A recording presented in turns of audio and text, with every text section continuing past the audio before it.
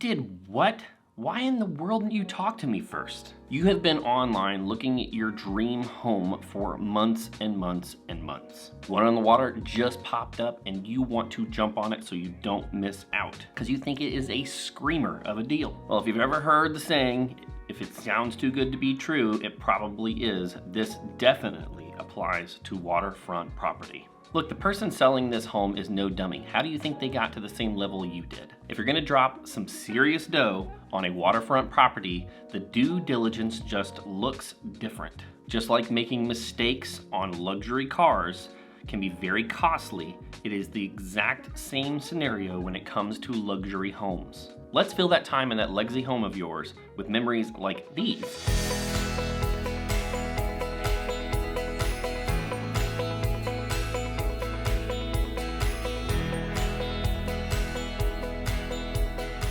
Not these.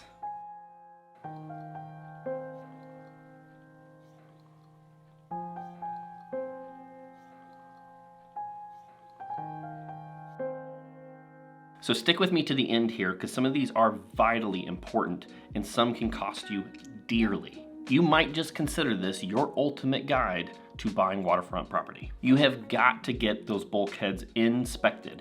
The bulkhead is the barrier between the water and the property. Now, the buyer actually might be responsible for replacing or repairing the bulkhead when it transfers to new ownership. So you want to make sure you get a certified and licensed bulkhead contractor to look at this in depth before you go purchasing that property and take on that extra expense. Obviously, the larger the bulkhead, the larger the cost. Next, you're going to want to check out financing early. Your typical waterfront property is obviously going to be more expensive than one that is inland or landlocked. Because of this, some lenders consider waterfront property a specialty loan product, which requires a longer underwriting process and a little bit more in depth of basically an interview of who you are and to make sure that you qualify for the loan that they're about to write. So waiting last second to get your financing in line could not only drag out the process way longer than you want it to, it could also make you miss out on the dream home that your significant other fell in love with. Next, you want to make sure that the house is actually built to withstand the environment that it's in on the waterfront. Homes on the ocean front in particular have it rough. All of that salt gets thrown into the air and evaporated and it lands somewhere. And if you know anything about salt and metal, it is devastating, which can cause massive rust and oxidation. So one of the things you want to keep an eye out for is anything metal outside needs to be high quality stainless steel. This is your grill, your shutters, anything that has a hinge or moves is going to need to be done properly, even down to the nails on the siding, something you might not think about. Keep an eye out for specialty features like storm shutters and homes that are up high enough, especially if it's in a flood zone. Next on this list is going to be flood insurance. This is something you definitely want to do your homework on. Flood insurance can be downright nauseously expensive.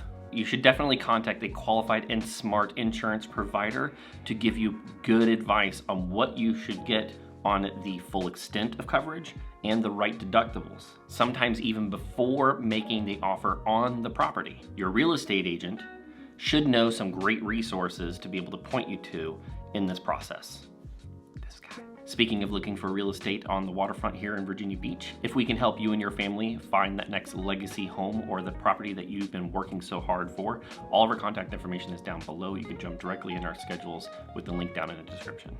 So finishing up on the flood insurance, you make sure that you get that flood elevation certificate prior to closing. You want to have a good idea of what those costs are all going to include, and you may even want to contact a flood specialist because there are usually some mitigation items that you can do, even though they cost some money up front, can reduce the lifetime cost of the flood insurance. This next one is super important because you want to make sure that if you have any plans to improve on the property, let's say the house is a little bit dated, you want to actually make sure that you have the legal right to do the improvements that you want to explore. Part of owning waterfront property is all of the recreational activities that you can do outside and on the water. But you want to make sure that whoever you're going to be working with on construction, whether that is a specific construction firm or ask your realtor or even go to the city planning and permits department to make sure that whatever you're exploring to do, you actually can accomplish when you close on the property. It would be awful to close and find out that you can't even do what you were dreaming about. So if the home needs a new dock, you want to improve the views, remove some brush or trees,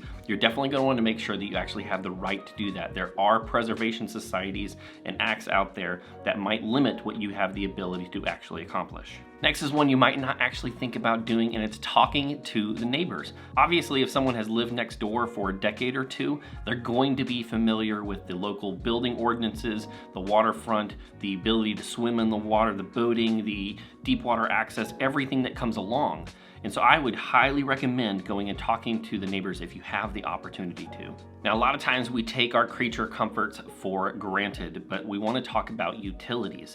Sometimes in certain areas, you don't always have access to city water and sewer, and you'll have to build in a budget for septic and well water. Because you're on the water, there are going to be more limitations around this, and you're going to want to have a full idea of the costs associated of either repairing or replacing or even installing those systems. The septic system alone can cost tens of thousands of dollars. Now, not all neighborhoods have an HOA or POA, that's a homeowners association or a property association, but if you are in one, there may be specific limitations that you have on that waterfront property.